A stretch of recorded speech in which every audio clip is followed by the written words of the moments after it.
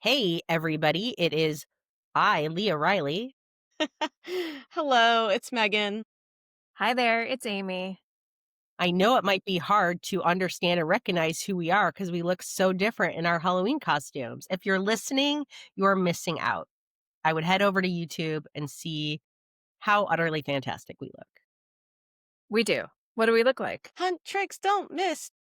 look. I was like, I'm going to let my K pop How demon. it's done. Yep. So, so Megan, who are you tonight? I am Zoe. I actually got her pajama shirt off of Etsy. So it's the pajama shirt she wears with like big turtles on it. Which I'll probably wear to bed tonight, honestly. It looks Um, comfy. yeah, I have space buns in, but it's like Zoe does, but it's hard to see with my headphones.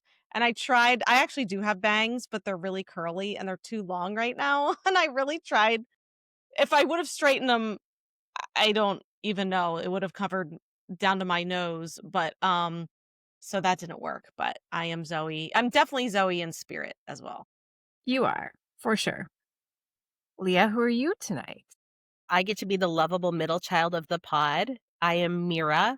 I have my beautiful pink wig that is sitting precariously, let me tell you. I tried to take some selfies beforehand to share out, and I looked like I was in my own hostage photos. I was like, "This is not enough." Whatever I was doing and serving there was not good. And then I also got a Huntrix Don't Miss band shirt to rep the band that I'm a part of. Love it, love it. And I've got my roomy wig, which also is sitting very precariously on my head. I can only wear it with the braid over my shoulder like this because the braid is a clip on, and I even use like an extra clip to try and take some of the weight off because it literally wants to just like yank my whole head backwards.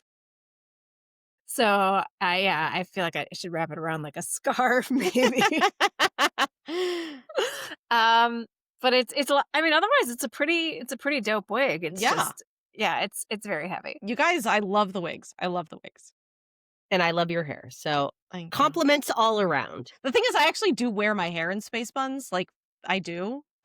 So it's just so I don't know. I definitely identify with Zoe. It's funny, I've been watching more so like the singing voice of Zoe is Ray Ami, and I have been following her a lot more. She's so you. You're She's so her.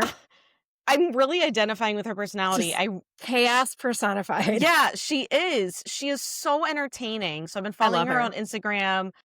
She Her reactions are very big, and sometimes I think that about me too. So I do love her. Been loving all the K-pop Demon Hunter content that's like been coming back since they were on Fallon.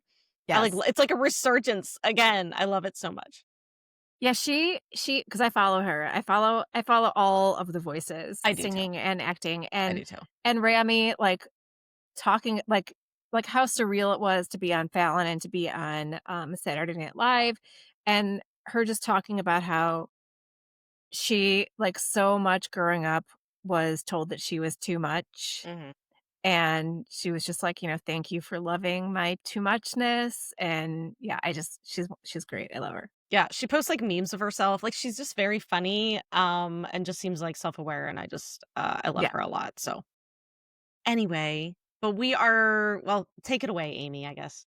I mean, we're not just dressed like this for shits and giggles. As much Believe it or as not. I know, as much as I love me some K-pop Demon Hunters. Today's episode is our Halloween episode. So it's going to be filled with all things spooky and scary. But for those of you who aren't the biggest fans of the creepy crawlies and hauntings, like, don't worry. Spooky comes in all shapes and sizes, and you can take it from me, your Nuna, who is the least into super spooky and scary. We'll have something for everyone today. So since we will not be discussing full dramas, but only spooky aspects of dramas, we will not have a spoiler versus non-spoiler section, because we're not deep diving anything. However, when we do bring up a drama example, we'll do our best to warn you ahead, if our example is going to spoil something.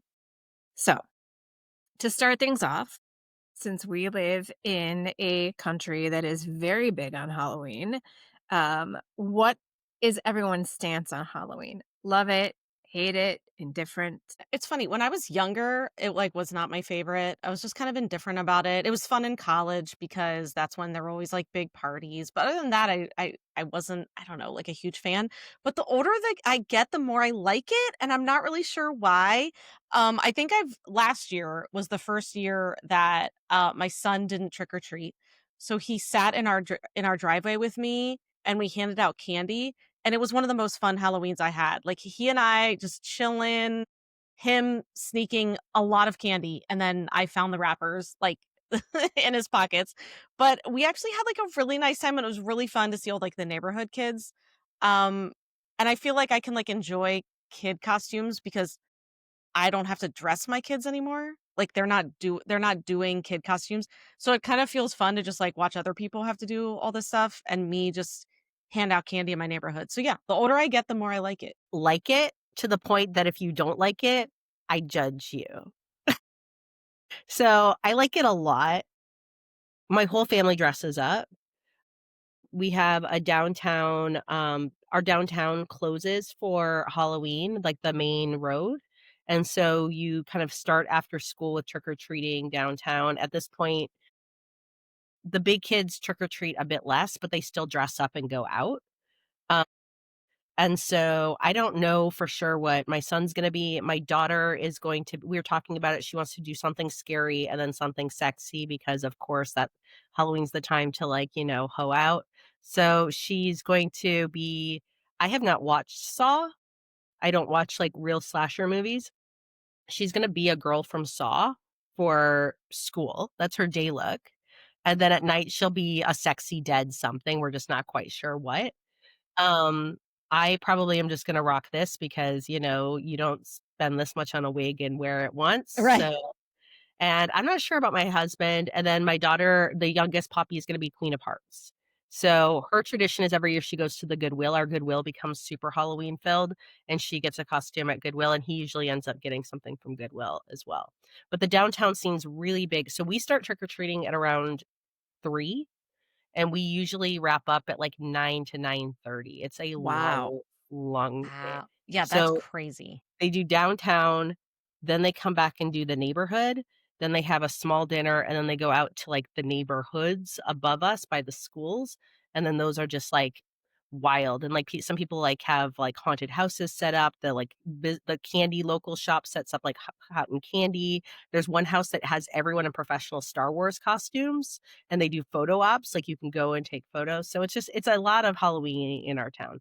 Our house is pretty chill. My kids are making fun because I put lights up in the tree, but they're solar powered, so they're pretty mellow, like, they're, like, muted, like, light purple and orange. Our neighbor has, like, the huge blow ups and a bunch of, like, Christmas light Halloween stuff, so we have, like, a small, what I would consider tasteful look. Our neighbor's a Halloween enthusiast, so my kids just keep laughing, being like, "Mom, you look like such a tryhard," but I like to think I'm keeping it just minimalistic. Yeah. So I don't have any Halloween decorations up. I am so not a Halloween decor person. I've never like really been into like a change over change over my whole house, to whatever holiday it is. I have nothing against anybody who does it and I actually love it when other people do. I just don't have the energy for it. And I was like you, Megan, I was pretty indifferent to Halloween growing up and have grown into it a little bit more as an adult, but I think it's also because I've grown into fandoms.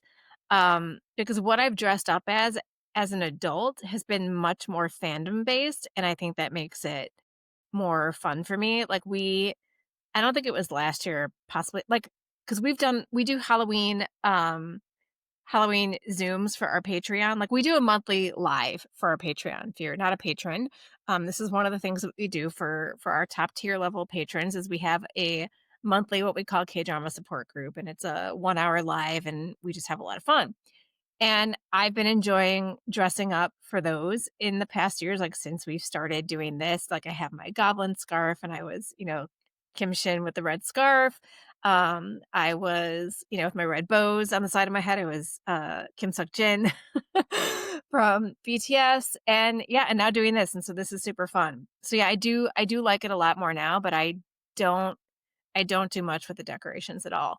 One of my good friends has like the Home Depot like 12-foot skeleton in her yard with a bunch of smaller skeletons, and she changes them up into different poses and like outfits like weekly. She's like that's her favorite holiday. So I decorate through her vicariously. Okay. So regardless of how you feel about the holiday, and I think we've all got pretty positive feelings. Um we have worn a costume or two to celebrate, you know, growing up into our adult years. So, in all of your Halloweens, what is one of your favorite costumes? Actually gonna say my daughter's favorite costumes because, the most fun I had was as much as I now complain about having to I'm glad that I don't have to dress up my kids for Halloween. I did have a really fun time with my daughter because she always knew what she wanted, and it was always something dead. Like, she was never like, "I wanna be a princess." Absolutely not. From, like, as soon as she could communicate, she wanted to be dead and scary. So she was, like, a dead bride, and then she was a dead cheerleader, or it was all, like, I undead, remember that. zombie. Yeah. For, like, 3 years straight, she was just zombie something. Zombie angel one year. I mean, it was so much fun. I would just splatter her with fake blood. Like, the more, the better. And looking back at some of those, like, photos of her are still I'm like, "That was actually a lot of fun." Okay, so I don't know if I have I'm not gonna do my favorites, but I'm gonna go back to my childhood because so I grew up in the 80s, and my mom didn't believe in going to a store and buying like a store-bought costume. Like that was antithetical to like her way of viewing life. And to the point that I still get spun out that my kids are like, I want to go to Spirit Halloween and get a costume because I'm like, I don't understand. Like this is like what are we doing? And so it was okay to go to thrift stores though to like get things or she would make things. So they often didn't execute as one might imagine. So one year she decided that I would be, and she often decided herself. So one year she decided, and I mean, I was like fourth grade, fifth grade, third grade, I was going to be a bag of jelly beans. So what she had me do was get into a clear garbage bag that she tied off in like strategic locations. You can imagine how well this worked. It's also Michigan in end of October, so it's cold. Yeah, Do you have to Halloween wear a here coat over do you is have to always wear a cold. coat with In this? this case, I had a coat under, Okay. then the bag on top, and then she blew up balloons to be the jelly beans and put them in. So I just looked like I was a fucking trash bag with balloons running around. Yeah, I mean, in theory, I feel like that's a good idea, but I feel like the execution would be super difficult to get your point across. Yeah. However, I did win a prize one year because one year she decided I would go as Santa's little helper. And so she found elf ears somewhere, for like 5 cents Mhm. and somehow was like, this is the costume. So she put me in like a Santa, like a red leotard and these earrings and then wrapped presents with Christmas paper that I had to carry. So I had to carry boxes of like wrapped gifts. And I mean, like, yeah. So I just want to say that and that year I won a most creative prize in the town judging contest in my little village. They were just always like wild. Like my little sister, there's like videos of her where like they would just put a mask on her, like a scary mask, and she was like 2. So she just looked like a head running around. Like just like this little head. And they were like, "Yep, that's good for us. No lights. We're just going out in the dark, not getting hit by cars, dressed in balloons." It was the 80s. My mom actually was the same. We did not go buy costumes. We did not. And actually, one of my favorite costumes is senior year was I wore my mom's suit from the 70s. It was this like puke brown color, the cut like brown Oh they yeah. loved in the 70s. So it was like, bell bottom pants, and it was this like wide lapel. It was almost like a suit. And she even had the shirt that went under it. I mean, it was from the 70s and I could fit into it because my mom was very tiny. Because it was like, she said she wore it like on her way to her honeymoon, or it was something like that. I don't know. I also won a prize because of that costume. So that What was were you? Well, I was like someone from the 70s.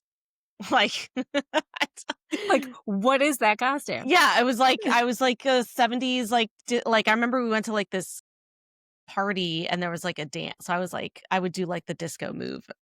I don't even know. That's so funny. So like I said, I've enjoyed it more as an adult, and so I don't feel like I have like a standout costume from when I was a kid.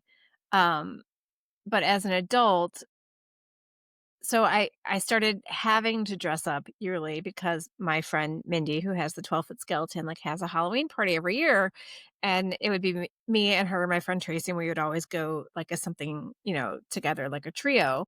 And a few years ago, we went to Goodwill and just looked for like old prom dresses, like total like out of decade, like prom dresses, and we ended up dressing up as 80s people going to prom.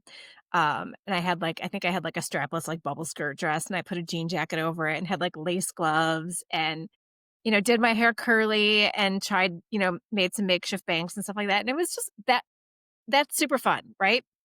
And I also have a favorite one of Connor's, my son's, from when he was a toddler. And this is when he was too little to even like walk around trick or treating, and like he was probably, not even 2 years old. And so we got him, it was an Elmo costume, but all it was a furry, like pullover red vest, like Elmo vest with an Elmo head that was like the hood, but it was like a harder, like it had like the Elmo nose and the eyes and stuff like that. And I'll have to find a picture and share it, maybe like in the show notes a link to it if my son will let me, because it just looked like Elmo was eating him. Oh, like the Like head. his Yeah. head inside Elmo's mouth is basically what it looked like, and it was hilarious. Yeah, I loved it. So favorite candy, if you've got kids who trick or treat, and I think we all still have kids who still do. My son is 16 and he's still gonna go trick or treating this year. Favorite candy you hope your kids bring home from trick or treating and share with you?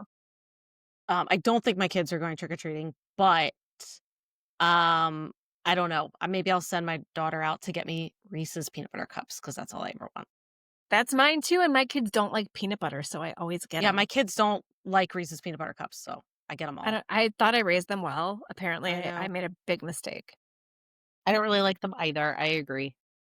I'm very, very meh on them.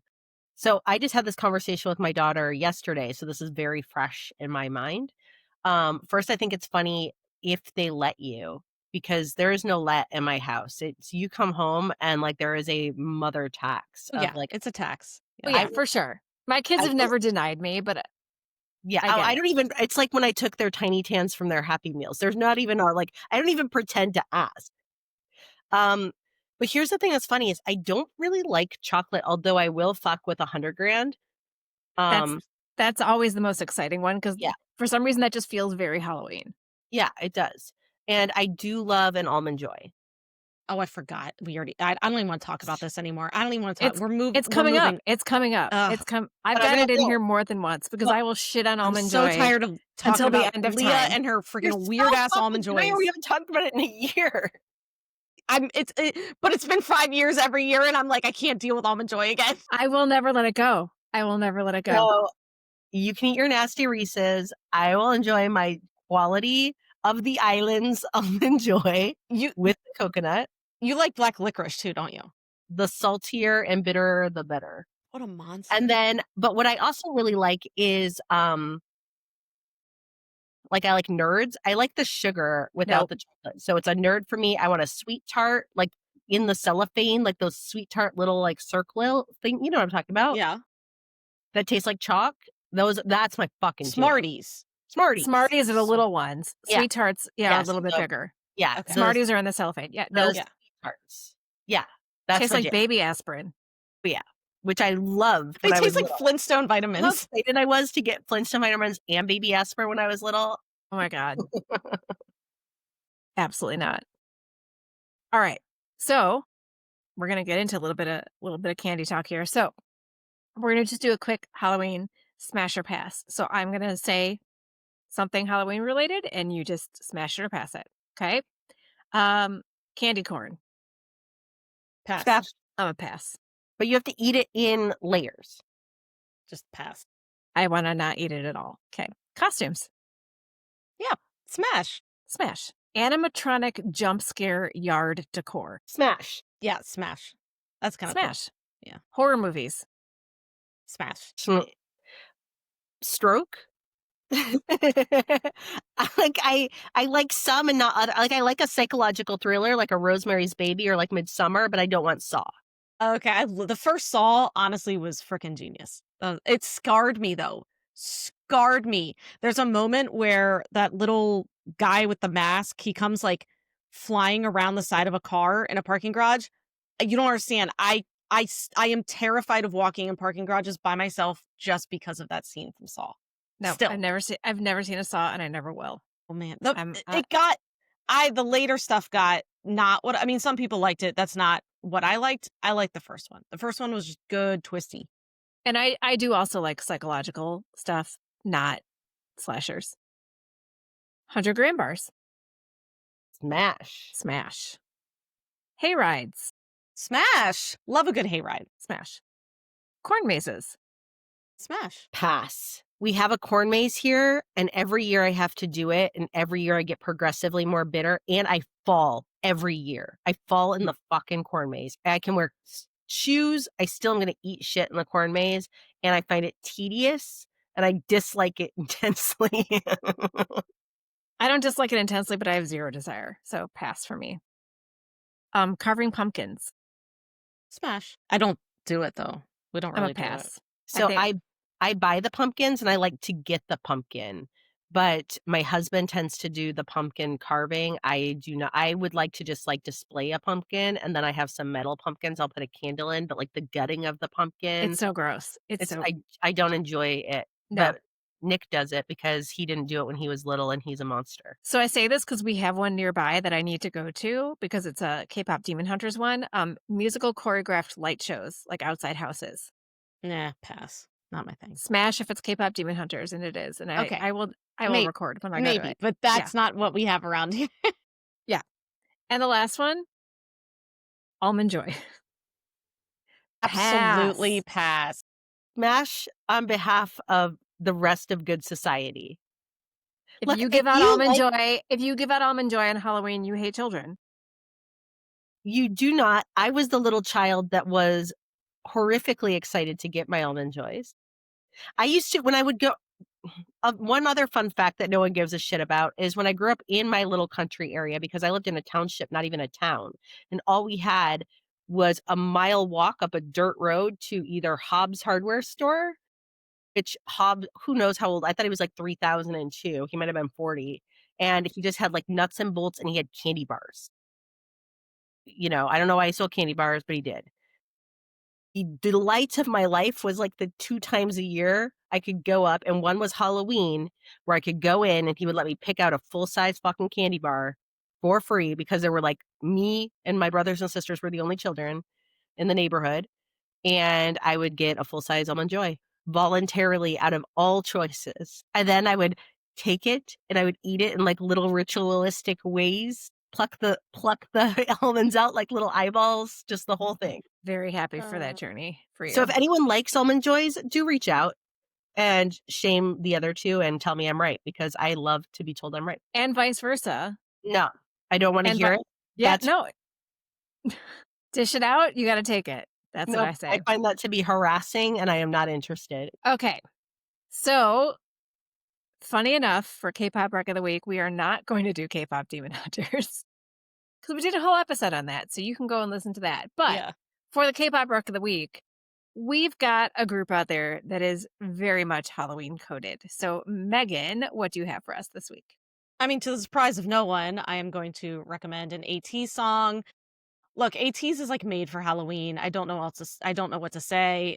This isn't the song I'm recommending, but I am going to recommend that ATs does Halloween versions of a lot of their songs, like a lot of K-pop groups do. But I'm sorry, they don't do it like ATs. There is a vampire version of Deja Vu. Look it up. Good. It's incredible. It's absolutely incredible. Song whilst in a corset. And but the song I'm gonna recommend is Black Cat Nero by ATs. So there is a music video, which is fine. It's not my favorite of their music videos, but there is a live performance from Immortal Songs of Black Cat Nero, and that is the one I recommend to watch. Jong Ho does a high note that's just like insane. It like brings the house down. Like people in the audience are like, "Holy shit, I can't believe he just did that." The dancing is so cool. It's very Halloween coded. There's kind of like organ music in the back. You know what I mean? Like it's so Halloween coded. It's so fun. Um Highly recommended. I honestly go listen to that live version like once a month. That's how much I love it. So we will link the live Immortal Songs version in the show notes. But again, it is Black Cat Nero by ATs. Rare, right? All right. So for us, Halloween is synonymous with autumn. I know it's not like that all over the world if you're celebrating the holiday, but in the US, it's pretty synonymous with autumn, which is my favorite season. I know not everybody has changing seasons either, but I do. And finally, we have autumn weather in Illinois. I'm so excited. So before we get into all things spooky, what is a K-drama that just in general has some good autumn vibes? You can go Well, ahead, Leah. you pick the goat, so I'm gonna let you get yours. Okay. I But mean, yeah, because the goat, it's Goblin, always Goblin. Like the falling maple leaves in Quebec, that episode, every time. yeah, it's the quintessential. I mean, how many people have gone to Quebec because of this? And I will be one of them at some point. Yes. So I'm gonna go with Something in the Rain, and here's why. So for me, I mark autumn, like real autumn, not just like the equinox, with on the California coast, it's when we start to get rain, which all summer we've had no rain. We got our very first rain 2 days ago. So I feel like we are in like fall now. Like fall has come, we got like a heavy rain.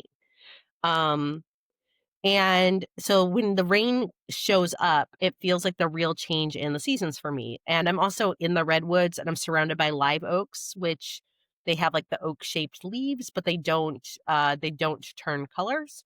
So while we do have some limited fall colors like in town where there's like trees that are like, from other places, there's not a lot of like colors like you'd see in the Midwest or out east. So that is how I all this to say is the rain feels like fall to me. So Something in the Rain to me also has this like mature intensity that kind of reminds me of autumn. It's not like bright and silly and giggly summer vibes. It feels like it's kind of deeper. It's a more melancholy. There's kind of an underlining sense that like something's going to go wrong, like winter is coming. And it's shot in kind of a muted way. So it really gives you like this like slow kind of it feels like it's just right for a rainy autumn evening, and it has this, like, kind of bittersweet quality to it that is just tinged with the fact that, like, things are changing much like autumn, and so you're never gonna hold on to, like, this specific moment forever. So, again, I will always give a shout out to this drama. The first half of this drama is absolutely perfect to me. In fact, I'm gonna say I rank it even higher than, like, My Dearest season 1. Like, I love the first half of Something in the Rain. I think it is incredible. It lost me in the second half, but I will never Is she talking to us? It's muted. I'm so sorry. Anyway, because I was typing and it's so loud. I'm so sorry. I was just gonna say, I remember when you watched it, that's what you said. You were like, the first part Mhm. of this drama, you were like, this is absolutely perfect. absolutely perfect. Just like And vouching for you that you yes, and I feel like I even held on in the back half until, like, the final couple episodes when I was just like, "Ugh." I mean, it doesn't end totally fucked, but it just, like there was no need. It was functionally perfect, and it is a disappointment, and I will still wreck it because when it's good, if you like that sort of thing, it's so good. I really love that just because you like said that so like eloquently and now I'm Well, because she had, I mean, like, I was like Goblin, Maple Leaf, Quebec. And then she's yeah. got like a 5-paragraph essay. No, it's okay. I mean, Goblin is the I wrote one. notes. No, you did great. You did great homework. This I want to know if you guys can back me up on this because the very first I read the question And when we do scripts like this, usually I'm like, okay, what's the first thing that pops into my head? So the first thing that popped into my head was Our Beloved Summer, which doesn't always make sense No, I thought because about it too. the title is Our Beloved Summer. Mhm. But But for it doesn't take place specifically just in right. summer. And for some reason, my recollection of Our Beloved Summer was like a lot of leaves blowing and like their coats. And I feel like when they do that little trip, it was maybe kind of crispy outside. I don't know. And I think part of it too is it's called Our Beloved Summer just because like the summer was when their relationship was like good. And then obviously it fell apart.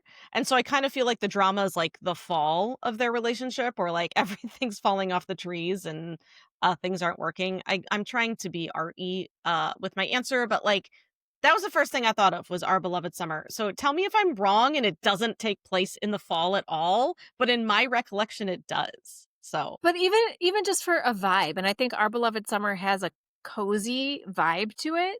You know what I mean? And fall is cozy, autumn is cozy. So I think it fits even if there's nary a falling leaf yeah, in I'm the like, is drama. there The vibes. It's the vibes of It's it. vibes, good, yeah. thank you for backing me up. I was just like, you know what, that's what I'm gonna say, and we can talk it out on why that came up in my mind. I approve. Thank you. Okay, so when talking about like spooky and scary stuff tonight, we're going to go with all sorts of definitions of spooky and scary, but we're going to start with like the most common idea of scary and just what's your favorite horror drama and why? Leah might have chosen this one, but I think I had written it down first, but that's Strangers from Hell. Strangers from Hell is really pure horror. And it's not the necessarily violence of it, which there is that too. Like, don't get me wrong. People die in terrible ways that you see on screen, but y- like personally watching it, I was terrified the whole time. It is creepy, it is spooky. Everyone is always sweaty. Like I remember Leah and I were like, You "Holy guys talk shit." about that all the time. They're just They're always sweaty. always sweaty and just sticky. The drama is sweaty and sticky and like squelchy, okay? That's Ew, ew, Strangers I from hate that word. that is Strangers from Hell. It is if you like that's the first drama that comes to mind every time. Despite all the zombie ones I've watched, no, I just so far K-drama wise, I don't know that anything has touched Strangers from Hell for me in this genre. And I knew one of you would bring that one up, and I was hoping that you would because I haven't watched it, nor will I ever. But like, just sidebar, whenever the kids and I watch Stranger Things, we watch everything with subtitles on. We just do, like even if it's in English. And so many times in Stranger Things, it'll just say squelching sound on the screen because there's so much squelching in So much Stranger Things. squelching. Yeah, all the demigorgons are squelching. Squelching, Yeah, but in Strangers from Hell, it's only humans doing the human squelching. squelching. Okay. Ew, ew. Can we go next? Okay. So yeah, I decided because you both took mine that I would go out of the box and go to one that I really like never talk about for kind of no reason other than like neither of you have seen it and you don't like political intrigue. And so I'm going to talk about Kingdom. It didn't really scare me, although it has like scary elements to it. So I think it fits the criteria. But it's zombies in Joseon era Korea, and that alone to me is a selling point. Like that is like 10 out of 10. Way to go! Political intrigue with undead hordes. So if you're me, that's a yes. And it's the zombie virus is like a plague, and the zombies sprint, and they only hunt at night. And so that day night cycle thing is genuinely freaky because like the characters have until sunset to like fortify or flee.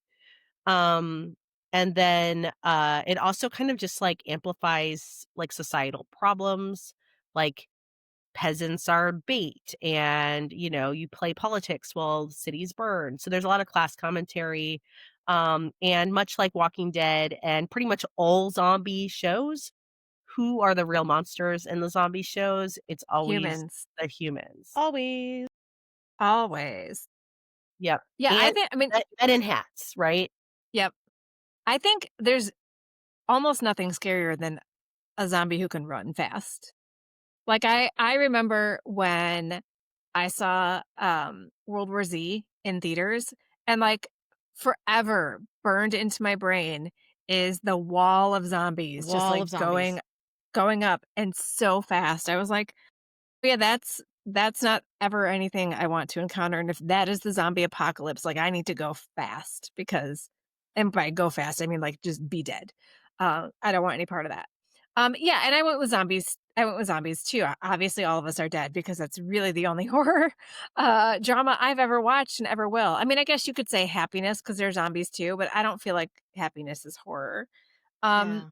and even with All of Us Are Dead, I'm not scared the whole time watching All of Us Are Dead because there's definitely, like, downtime when there's not zombie shit happening, but I think All of Us Are Dead does the suspense of when is the jump scare coming really well, and I do like a jump scare, which is very weird, which is why, like I say, I don't like horror, but I love stuff like the Quiet Place movies, like that whole series. I saw them all, and I love them. So, yeah, the idea of jump scare, good time. Well, the thing about All of Us Are Dead too that does make it, I think, genuinely scary, is that the zombies themselves are terrifying because you have that hybrid zombie that they introduce. Right. So, usually in They evolve they throughout the evolve, drama. and Yeah. that's terrifying. So, yeah, because normally in zombie movies, yeah, again, who's the bigger villain? It's the humans. And like the fact that you have this like hybrid, like the Hambies, they're terrifying and like And when you've got, single like, the biggest school bully is one of these. yeah, and he's like Yeah, a single minded focus because his like brain is scrambled from like zombie juice. And so yeah, it's like it is a genuinely like scary, I think, drama. so good. Sorry, you just scroll down. I can Okay. say oh, go ahead. Yeah, go ahead. Go Oh, ahead. okay, I don't because need then to you ask them can all. go. Yeah.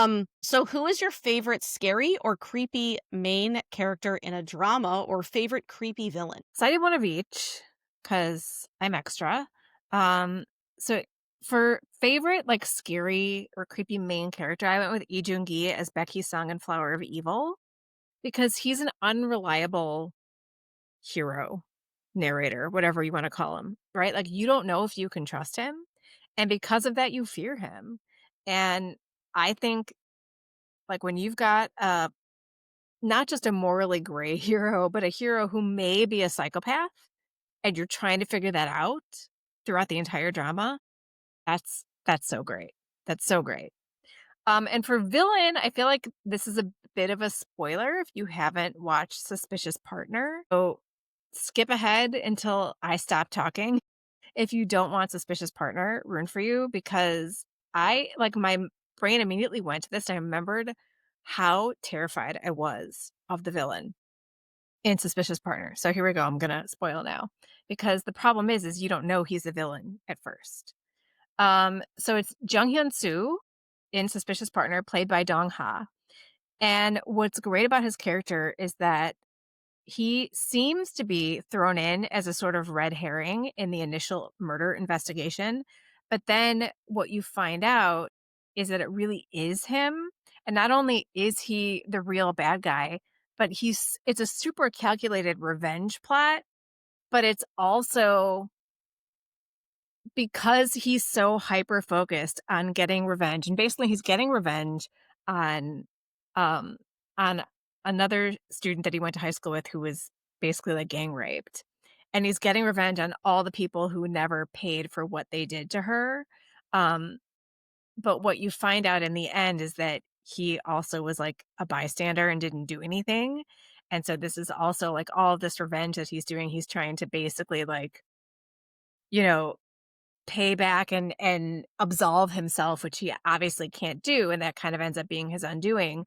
Um, but I think because of this, like, singular focus and you know that there's some sort of trauma there motivating him, he becomes a sympathetic villain and not just a killer just to kill, but also a very scary villain because he's very calculated, very manipulative, and so you just don't know what's coming next. And so I just remember watching that drama and being very surprised because he was very unexpected with how good he was at being creepy.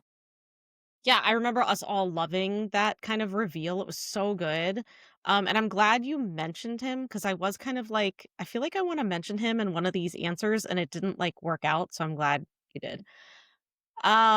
Okay, so I'm gonna mention Death's Game. So I didn't if you've seen Death's Game, you know, What are you doing, Leah? go ahead. K-pop hunters as a horror. So the question was like main characters, but then also creepy villains. But if you've seen Death's Game, you know that like no, like everyone's sort of the main character at one point. So I'm gonna give a little bit of a spoiler for Death's Game. So skip ahead if you haven't seen it. I loved Death's Game. Death's Game, one of my favorite dramas of last year because I think I watched it in the beginning of 2024. It was spectacular. Sarah and I from Afternoona Asks did record on it. So if you want to go listen to the podcast, go ahead and do that. But anyway, I'm going to talk about the two dueling serial killers played by Kim Jae-uk and Kim Ji-hoon. Um, they are so fucking creepy. And so here's what's so cool about them is that Kim Ji-hoon is the kind of serial killer who just like loves the violence. Like he wants like the blood, the violence.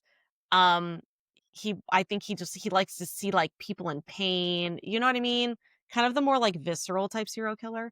And then Kim Jae-uk is like the cerebral serial killer. He likes to kill because I think it makes him feel like powerful and he thinks there's like something poetic about death. What Um is he getting typecast? what? Yeah, I it's said, is he getting typecast because he did this again in Kim another Jae-uk drama? in Yeah. another Don't drama. don't We're not gonna. I yeah. know we're not gonna Don't spoil spoil what it. he. Yeah. Yeah, because in Death's Game, he's like a painter and he paints with blood. Like it's What? yeah, it's crazy. So and in Death's Game, there's like a point where these two serial killers clash and have a showdown, and it is wild because again, if you've watched Death's Game, you know that at one point Kim Jae-uk has been taken over by Saul and Gook's character because that's the whole point is that Saul and Gook transfers to like different bodies and has to survive. So anyway, they are just so beyond creepy in this drama and I just love and like the acting of it was so good. I remember I was like, Amy, you're gonna love this drama. And then this like the dueling serial killer episode happened, and I was like, abort, abort. This was brutal. So All right. So you already gave a shout out to Strangers from Hell, but for this, look, if we're going to talk about like who is my favorite scary or creepy main character in a drama and the villain. And the villain, Lee Dong-wook is the GOAT. And he isn't just my favorite creepy main character in a K-drama. He's one of my favorite creepy main characters of all time. And there's just something so diabolical about making the serial killer a dentist. I don't have dentist phobia, but a lot of people do. But it's the idea of even just knowing what he's kind of capable of doing. And then he's there just having his hands in people's mouths, which is like your most vulnerable part of your body practically. And that's just like, it's wild work, truly. It is. And then the like cannibalism and homoerotic undertones of the And entire he's so thing. dapper, the dapperness of him. He's like, everyone is dirty, sweaty, and gnarly. And he is he's Lee Dong-wook at his most gorgeous. Mhm. Just Yeah, so like nauseous. that, yeah, the contrast of him in this like dirty hellhole where they have like raw human meat in the fridge. Yeah, and he's dressed like Kim Taehyung from BTS. Like, just like looks like he's ready to go to a jazz club. And what I love is that I've never seen this drama, but I've seen like just stills of him from the drama, and he looks absolutely terrifying when he smiles. Yeah.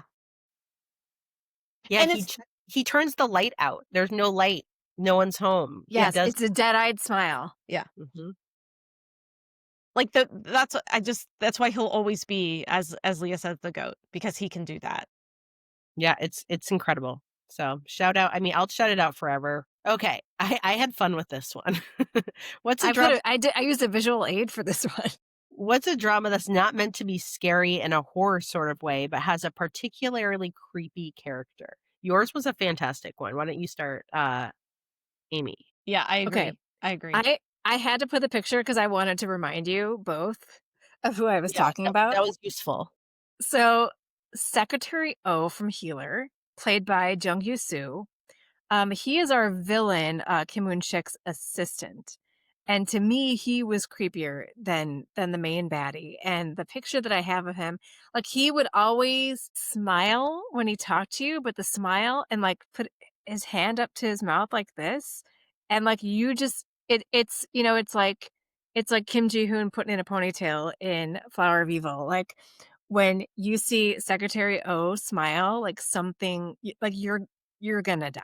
Like something He's bad is about to befall you. he's such a little rat. He's such Yeah. a little rat. And Oh, he's the one who does all the really bad shit. yes, he is the He's henchman. Like, Yeah, yeah. he is the henchman and he's the one who does the bad shit. He's the one who tried to kill her in the elevator. Like he is I hate him. I And hate then him. I know. So, what was funny for mine, I actually was I was googling an answer to another question, which we'll get to later, and this guy came up, and I remembered as soon as his picture came up, I was like triggered at how creepy he was. I had to look him up because I'm like, I don't remember. Then I saw Yeah. him. I was like, yes. Yes. So talking about the Glory. So I wouldn't say the Glory was like scary. It was like a revenge thriller. Um But there was a particularly creepy ass character. And I'm going to tell you, Google the name. As soon as his picture comes up, you are going to be like, oh, if you watch The Glory, you're going to be like, oh, I remember him. So it was the teacher, Chu Jong Ho, and he's played by Ho Dong Won. And he had this absolutely terrible bowl cut with like bangs, and he was so creepy, and you're creeped out by him, like, you know something's up, and then, The of way that he course talks to the heroine, like, well, yeah. yeah, and then, of course, later you find out he's, like, taking pictures of female students, like, he's, disgusting. Well, yeah. No, he's horrible. Yeah, so he's, like, a terrible person, so the fact that he's creepy looking and then also is a freak and creep. A freak and creep or a freaking creep? Freaking creep. Freaking creep. Uh, is that ing or and? IN apostrophe. IN apostrophe. Okay. I don't put my G's on. Freaking. Freaking. Creeps don't get G's. Okay. So there were a couple I just wanted to put. I wanted to take some of these and just like, new territory because otherwise I felt like it would just be like rehashing things a little bit. Yeah, no, I So love that you did that. here's what I went with. I went with her private life, the heroine's parents. So, spoiler alert. Spoiler alert. If you do not want to know how her private life ends or like the twist, click a minute ahead. For those of us who are still here, don't ever forget that Jukmi's parents let her completely forget, like she had amnesia, but they let her do this, just disassociate from the fact that her actual brother died. Like wild work. She even had a brother, Yeah, right? that she had a brother, that he existed. They watched their daughter have total amnesia about him and then just chose to collectively erase him from existence. Like no photos, no family grave visits, nothing. Like maybe they did have a grave and like they would go attend to it, but if they did, they had to sneak behind her back. So their kid is walking around with a massive hole in her memory about her brother dying or existing. And they're like, yep, this is healthier than therapy. Diabolical. I love it. This was the original drama where the ending made me hate it. This was the original. This before Argon, it was her private life. For me personally. I hate you guys remember. I raged over this ending. It was I ludicrous. was so mad. As much as I love this drama, there is a lot that is absolutely bananas. I can roll with it still, but it's ludicrous and terrible Yeah. parenting. Yeah. Yeah. And you're a bad person. Yeah. So what drama thinks it's scary, or what character thinks that they're scary if it's not a full drama, but actually comes across as more comedic? So I don't know if it's actually comedic. I would say In the For us, it after was. Well, actually, I would say no. There were plenty of moments that I laughed when I shouldn't have, and that was the Silent Sea. Silent Sea, I think, was supposed to be, I don't know, maybe not. I don't know the writer intentions. It felt like they wanted to write a horror on the moon. That's what it felt like, because it felt Mhm. like you were supposed to be terrified of this like lunar water and stuff. And instead, I was not. I was not. I'm gonna drop an example because I realize I need to share mine because you haven't seen this. Um, so mine is going to be the serial killer in Strong Woman Do Bong Soon, who's out there in like his Dollar Tree version of a spooky mask. Wait. And, and it's one of What these. is that? No, come on. And I mean, like, look, not creepy, but also come on. And Even know how to I'm trying to, like, think how do we describe this for the you would audience? you would say, let's say you flash froze a potato and then you set it outside on a porch in Arizona in 120-degree heat or like 45-degree heat if you do Celsius, and you watched what happens. And it kind of melts into a face-ish. Yeah, it's kind of one of those things that then you have a couple beers and you're like, "Is that a face? I don't know." That is so crazy. I Um, didn't even know that drama had a serial killer I 'cause I had haven't no seen it. idea that Yeah. drama. it sure does. It sure does. It sure Because, you know, she's gotta be the body well, she's a bodyguard. Right. Oh, right, right. So she's Which gotta you do bodyguard stuff. honestly, I can't believe, like, Megan, honestly, Yeah, I I should feel watch that. I've you could, been like I wanted to because I love Park Hyun Chick, and he's not an idol though, so He looks like one. he does. wait, hang on here. Yeah, I think well, Park Kyung-sik is an idol. I mean in the drama. He's a Yeah, okay. Yeah, Oh, you I was like, I thought yeah, that's what I thought He you meant is was in in the real drama. life. I'm talking about in the drama. but it's just it's a good like, it's one of the ones that, again, I don't talk about as much because neither of you have seen it, but it's fun, and it just has kind of like a play and I mean, I don't know, I really feel like 2016 to 2019 dramas kinda hit. They hit in a way that I don't feel like I mean, that's maybe something that we talk about at another time, but I feel like some of these dramas hit in a different way. So, For sure. anyway, I reckon but the serial killer in this to me is fairly ludicrous. So Ludicrous I is my think word of the day. so I'm gonna bring up something with Park Hyung-sik too, and I feel bad because he's part of the reason why I found it laughable, and I love him. And I'm only going with an episode 1, so don't come at me. I did not watch this drama because of because of how not scary I found it. So and I'm talking about 12, the Disney Plus drama 12 or Hulu, whatever it's on. Um, it was meant to be what I thought it was. It looked like a fun sort of action, little bit darkness, um, living embodiments of tarot cards who have to battle this demon, and the demon is Pak Young-sik. And look, he is beautiful in his all black with his demon eyes. Um, but I felt like when I watched episode 1 of this, I felt like I was watching like a Disney Kids version of a Let's Battle Against Demons kind of show. And it was yeah, I was trying not to laugh while I was watching it because I was like, it's just me. This is just episode 1. It's gonna get better, right? And by the time the end of the episode is where Park Young-sik's character is sort of like brought back to the living world or whatever. And it's meant to be this like scary ritual, and it was silly and it made me sad. And so I didn't finish. So there you go. And I know. Somebody else want to ask? Yeah. So, in what drama does an actor look so not like themselves that when you look them up in real life, it gave you a jump scare? So this Oh, okay, yeah, go you ahead. no. Go ahead. I was just gonna say I didn't have a jump scare, but I just wanna talk about this one because, like, I didn't have one that was, like, point like that OTT over the top, but Oh Jung-se and It's Okay to Not Be Okay, like, that was my first Oh Jung-se show, Yeah. and it would have been really problematic if I'd been thirsty for him in that show. However, afterwards, I was like, the actor, Oh Jung-se, is a fucking baddie. Mhm. And they keep giving him, like, second male lead, not even second male lead, but kind of like second male lead adjacent or, like, sniveling henchman adjacent or kind of, like, quasi baddie adjacent. I wanna see this man get railed. I don't know if I could. I feel like because he hasn't been that for us yet, I feel like it would be very He's that for me. shocking. But He's that I'm saying, like, in a drama. I do think he's a good-looking guy too, and I he will ends say, up like, making out queerly in Mr. Plankton.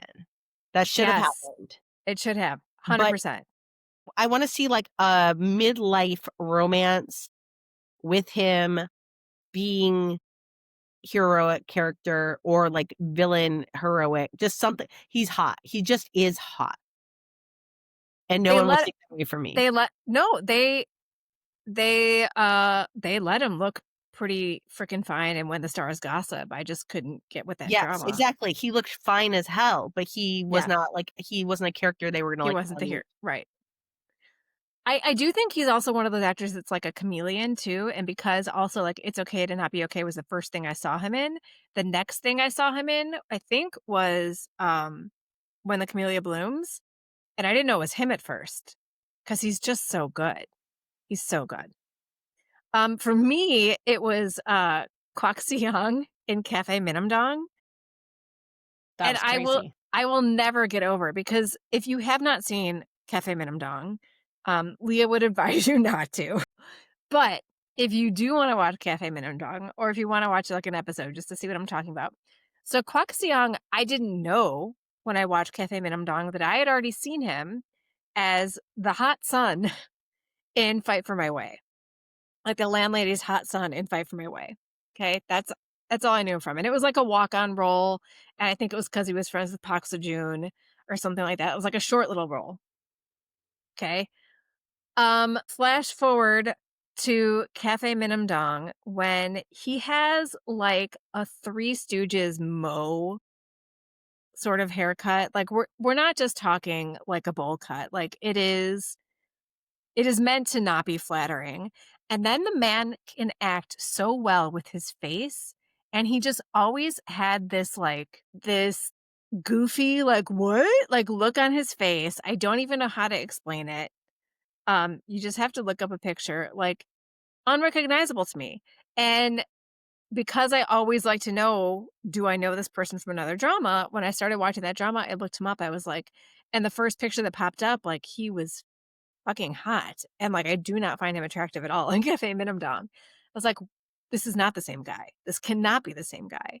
And it's just a haircut and a facial expression that changed everything. It Mhm. was wild to Yeah, me. when you sent me the picture of who he was in real life, I was like, "Stop." Yeah, that was wild. And then what was he just in that we just watched? I can't remember, I was trying to Um, think. um, um, oh my god, with Shin Min-ah. What was Oh, that drama called? No Gain, No Love? Oh, No yeah, Gain, No Love. Was he in that? Isn't he yeah, he's the second lead with her friend who owns the restaurant, Oh, okay. Oh, yes! right? Yes, with her friend that owns the restaurant. Correct, correct. I'm double checking. No, that's My Dearest.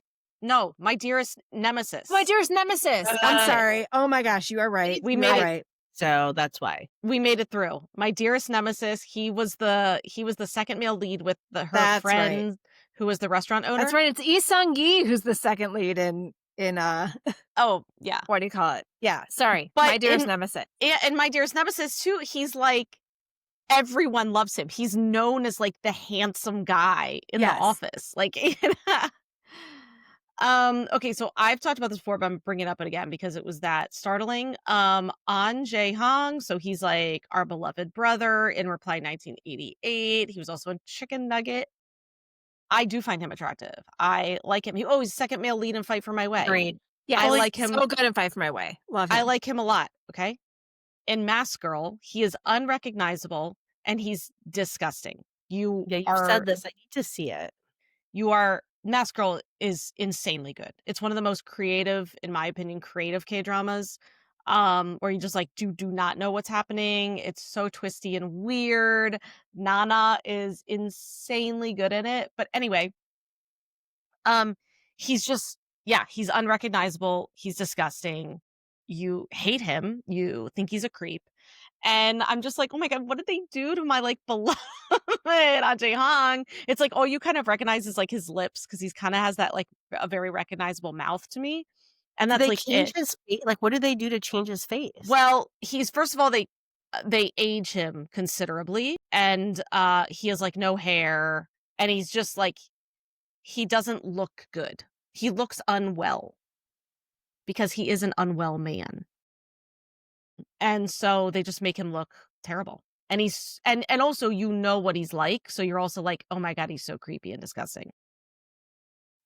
Yeah, it's crazy. Okay, what drama has the scariest hairstyle?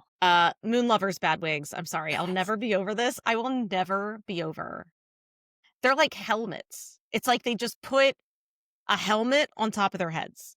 That's what it looks like, a helmet of hair. I hate Unlike it.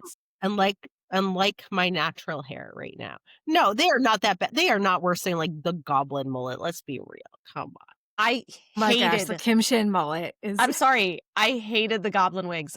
Or I'm sorry, the moon lovers wigs. I'm sorry, I absolutely hated it, and it was the first Uh, thing it was the first thing that came to mind. boo. I'm sorry.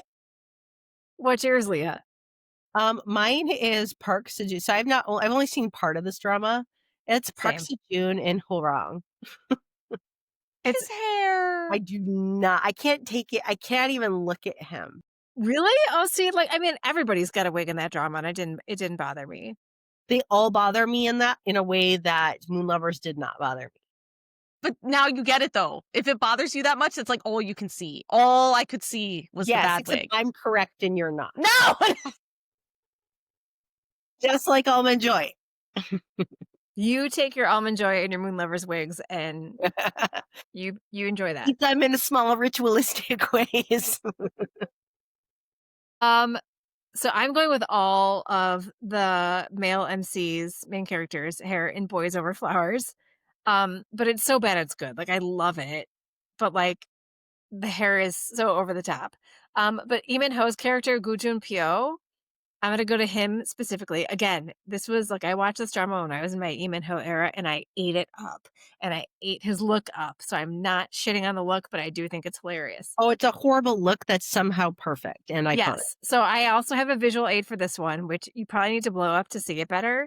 Um, but so Gu Jun-pyo has, like, the severe, like, side part and, like, you know, a little bit mullety in the back, but then it's curled with, like, a curling iron all over, but, like, to make it look like he has quote unquote "curly hair," but really it's just the shape of the barrel, like, all over his head, like, and nothing's done with it. I've seen it and it's terrible. The barrel shape kills me.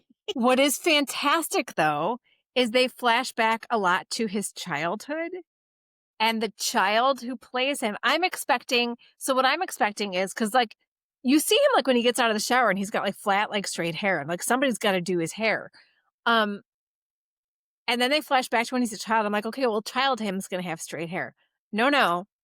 Child him, they have a little boy with the same exact haircut with the same barrel curls. It is fucking amazing. I put, like, a screenshot, but I also put an Instagram link because I found out if you just hover over the Instagram link, it'll pop up and you can see it bigger, and my it's so God. funny. That is so funny. I will share the link in show notes. It is so Yeah. worth it. Amazing. Yeah, I can hear crickets at someone's house. What drama character has the scariest wardrobe? I have such a beef with this. It's the frumpy clothes. You got, like, a 22-year-old woman and you're putting her in, like, modesty clothing that I'd find at the Mennonite store, you know, down the street. I can't take it. It's like the long ankle length skirts that are, like, shapeless and stiff. So Nam Ji-hyun in Suspicious Partner is one that comes to mind. Those, like, short, like, suits, like the suits with those, like, oversized shorts that they put her in. What were they thinking? Like, I don't understand. It always bothers me when I, like, see a character, like especially a female lead, and she has just terrible clothes. And then I go to her Instagram and she's, like, so fabulous. And it's not even like, I'm not, you know, sometimes I understand a character can't afford or they're not, whatever. That's not the point. It's like you're putting her in the ugliest clothes you can find. Like, the pantsuits, they just kill me. They kill me. They kill me. Like, that was totally the same for me, like, same train of thought. My brain went right to Jung So Min and Because This Is My First Life. Her too. Like, she is one of my biggest K-drama crushes. Like, nothing will make her not beautiful, but they made her so frumpy in this, and I just wanted better for her. Can't take it. Like, it's Okay. like the clothes don't even fit. That's kind of also my biggest issue. So, okay, I have one, but I can't really remember it, so I need your help. Okay. What was the drama that we stopped watching where there was the friend? Like, remember there was the one girl who was like a little bit overweight, and then they dressed her in like the wildest outfits. Remember, like they We didn't stop watching it, we watched all of it. That was Yeah. the one With the one Choi Choi Siwon, with Choi Choi Si- Siwon. The one about the dating show. Shit, what was it called? I don't remember And I because know you two exactly what you're watched it. thinking of. I 'cause know exactly what you're I thinking of. truly blocked it from my like Because we consciousness. didn't like it. We did Yeah, not we like hated it. it. Now I'm trying to find Love is it. for Suckers. Ugh. What did they do to that poor character? Oh god, this was 2022, so this was a while ago. I thought it was Yeah, 20. I can't believe it. But remember they dressed her wild. Like they were basically like remember when like again another reference to the 80s. Like my mom my I'm the oldest. I remember my mom being a pregnant lady in the 80s. And they were basically like here is a muumuu that you may wear to be pregnant. Like you don't wear anything form fitting, you don't wear anything attractive. You must dress like a sexless bag of mashed potatoes. And that's That's they were because they were making her the larger bodied girl, and then they dressed her terribly. And the actress, I'm just gonna give her a shout out. she's Um, gorgeous. yeah. Uh Sun Hwa Rung. I'm saying her name Yeah. terribly. Sun Hua Young. And she's beautiful. Yeah, super And they cute. just did her dirty. Yeah. I I hate just will that. pull up one of her outfits right now and see if I can describe it because, like, what they did was just, like, dirty work. I'm not getting any, pictures right away, but, yeah, they basically just put her into giant sacks Mhm. with I don't like bows, that. like, lots of bows. Yes, lots of bows. That was I ugh. Ch Okay, I'm also gonna say Choi Siwon, done. Like, I'm Done. just a no at this point, I'm just a no. Like, it's a no for me, dog. Like, Yep. no. And it's sad because even though I never saw She Was Pretty, like, I remember when you first He showed was me him from She Was excellent, Pretty. Yeah. but now he is my spooky story. He's my way to bring it back. Okay. What drama's ending terrified you? And terror does not have to mean horror, but it can. I'm just gonna continue being a goblin because it's Halloween. Um, When the Stars Gossip, and people can fight me on this because When the Stars Gossip does have its contingent of super fans, and they won't like it, what I say. But from where I sit, the writers took the most elite female professional possible, like Doctor Astronaut, genius. And they were like, but what if her real ending spoiler, take a beat, everyone. If you want to see this drama, skip 30 seconds. What if her real purpose to the drama could be dying in space childbirth? There was such a bizarre right wing pro life agenda underscoring this drama for me. And I can't separate watching it through, in this case, like I'm watching it through my American eyes, where our, women's rights are under active eroding.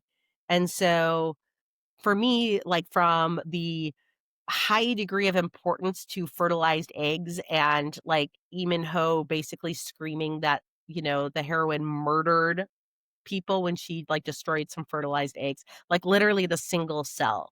Like we're not talking about like a 6-month gestation even. We're saying like the moment they joined, moment pause, gets rid of them and he was like, murder! And it was like, settle the fuck down, my guy.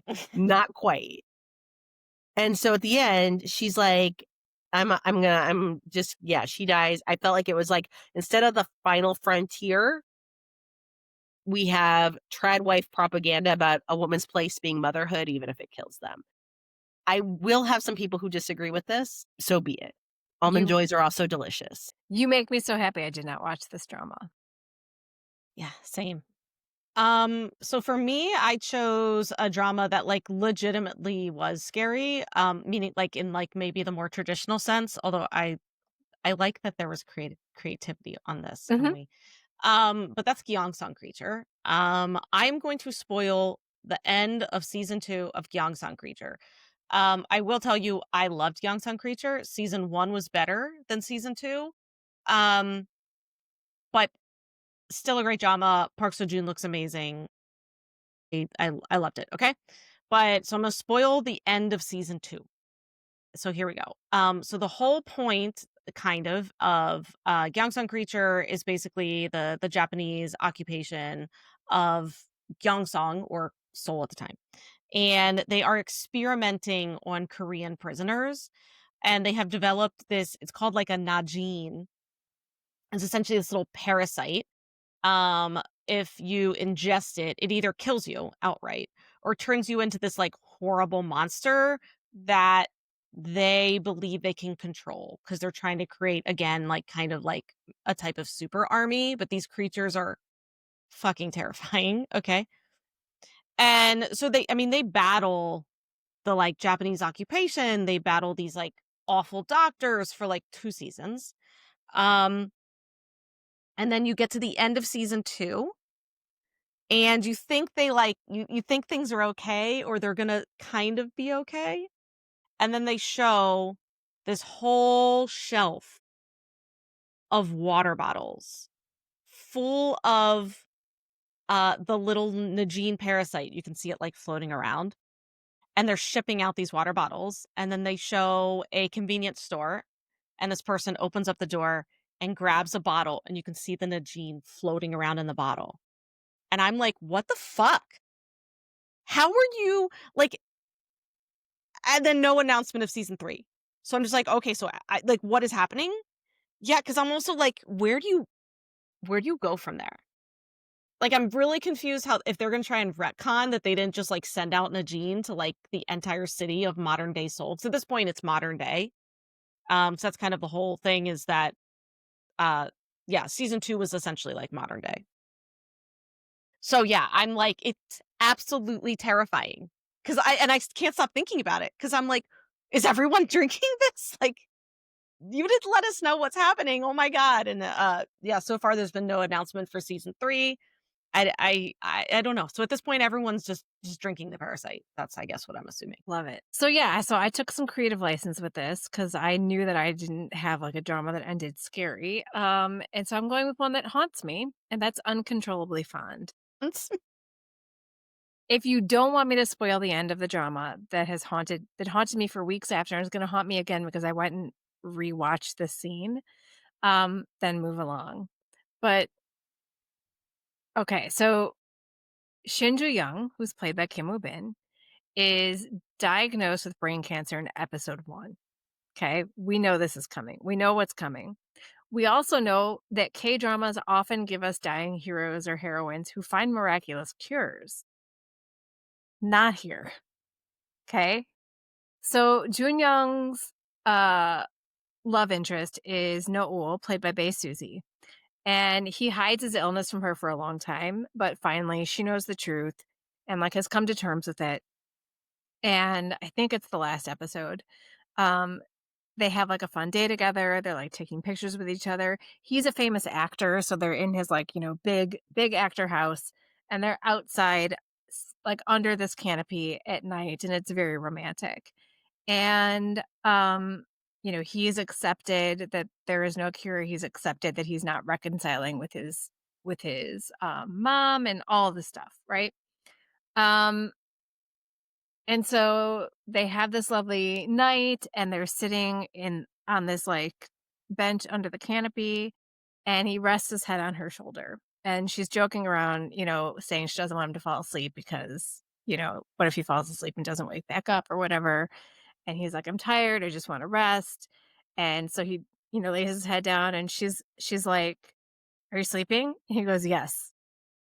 And she's like, "How can you tell me that you're sleeping then?" And it's very cute, like banter. Then she goes, "Are you sleeping?" And he's like, "I'm trying." And then she says, "Don't you find me pretty?" To like stay awake and play with me. And he says to her, he's like, "I think you're so pretty that, you're hard to look at."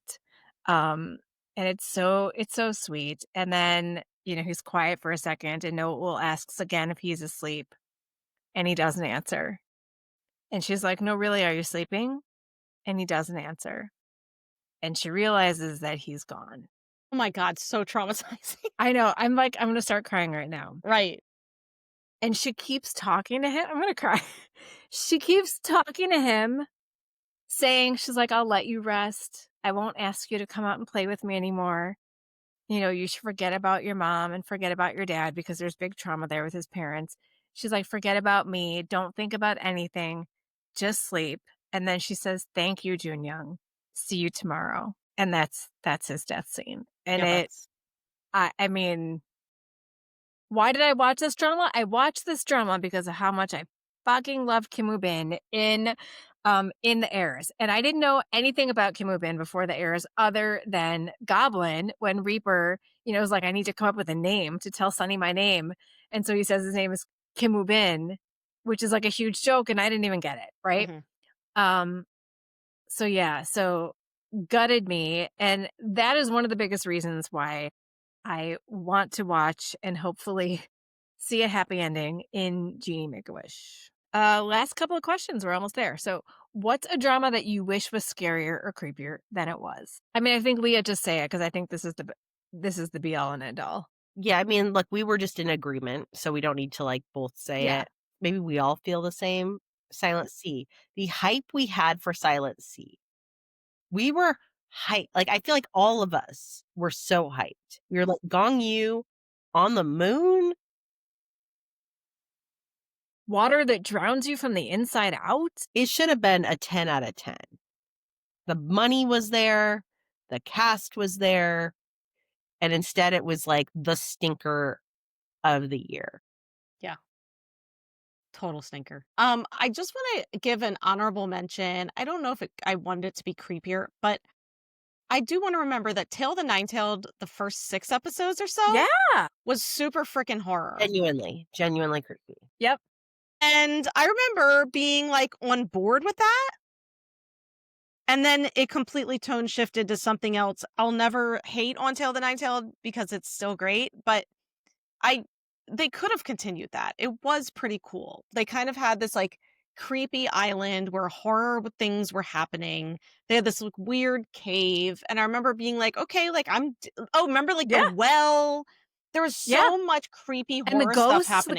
the creepy ghosts, The kid ghosts, kids, they yeah. could have kept that up. I mean, but But then we then went on a claw machine date and stepped over dead bodies. yeah, and then there were like a Moogie eggs in the street. Like things got so freaking weird. An intern a Moogie, like that's what I'm saying. You took this like you took this like creepy Moogie and I will never not love intern Amugi. yeah, and you like put him in a dress shirt. Like I don't understand. It was very weird. And a lanyard. And a lanyard. So I don't. One drama that I'm glad was not creepier than it was. Head over heels. I will Yes. never be mad about Bong Su, the quote evil spirit, not being evil. I'll never be mad about it. You can't make me mad about Nope. it. I love Bong Nope. Su. That is a great twist. I love Bong Su. Bong Su forever. All right. And then just to round it out, what is a spooky drama that doesn't exist but you wish it did? Yeah, why don't you answer, Amy? Because I agree with yours. I mean, I feel like a broken record with this, but I just want a dark vampire bromance. Just give it to me. Well, I did homework because I am extra. So I came up with a short little one that I thought would be creepy and good. Of course you did. So for me, train motifs have been speaking to me since Tempest, much like submarines. I was really just taken with Bull. And so I just kind of conceived of an Oh, idea. look at you. You conceived an idea. Go you. So the midnight train. So my idea that came to me in a flash as I was doing this was we have like a ghost subway. And it appears like the train appears to people in dire straits. So, like, you're waiting for your subway, the train appears when, like, you are at your lowest, and it offers you a genuine do-over. So you get to fix your past life and live your better life, but a version of you from the bad timeline has to keep riding the train forever. So that is, like, the tax that your soul has to. Oh my God, Leah. And then you watch montages of your good life through the window of the train, but you're like the piece of your soul that, like, didn't get to live that good life. You're like the tax. And so he's like, Wow. what happens if you're like the tax of that soul in, like, the train that, like, splinters off from, like, yourself? Like, what happens? Because it's still you, but it's not you now. And then there's a version of you that's, like, getting everything you ever wanted, but you're the part of you that's, like, stuck on the train. Dude, So what the hell? I wanna watch have you this. like okay, and this is kind of wild. So did you ever read The Midnight Library by Matt Haig? I know it, but I haven't read it. Okay, so he just announced his new book today, and it's It called The is? Midnight Train. And I don't know what it's about, but I'm, like, so intrigued because, like, The Midnight Library deals with, like, the I idea of, like, some, like, do-overs. elementlessness and, like, dreamless. Let me see, because I if I I don't know. I don't know. I don't know if we know what the Midnight Train is about. so Midnight Um, Train by Matt Haig. yeah. Mhm. Okay, I'm looking at his Goodreads. Oh my gosh, no one can change the past, but the Midnight Train can take you there. So in this case, it's a chance to relive the moments that matter most to see what kind of person you were. So it's a pretty similar idea, That's so cool, but though. it's Yeah, but it's about not your idea. I but it's like no, no, about no. I just thought it was wild that he announced a book with that title, and I didn't know what it was about. But I read the Midnight Library, and the Midnight Library has you like that is splinter off and try different roads. so in this case, it's like you go back and, like, it's like a love story. I don't really know. Yeah, so it's some sort of, like, you go for Wilbur, he goes back with Maggie to the love of his life for his honeymoon in Vegas, so it's like going back and I Yeah. don't know what the library was, but it sounds like it's something. So he's getting to do these redos. This is more of a horror where, Yeah, like, no, I love yours. I just thought it was so funny, and it made me just want to know like what is his book The about? splintered soul is crazy. I wanna Crazy good. break something like that because You I feel like should. it's a spooky thing to be like, imagine there's, like, a soul full of, like, the fragments and, like, our train full of the soul like, you're all, like, you're all yourself at your worst point. So, Like, that could be okay, really good. It could be like Squid Game kind of. Yeah.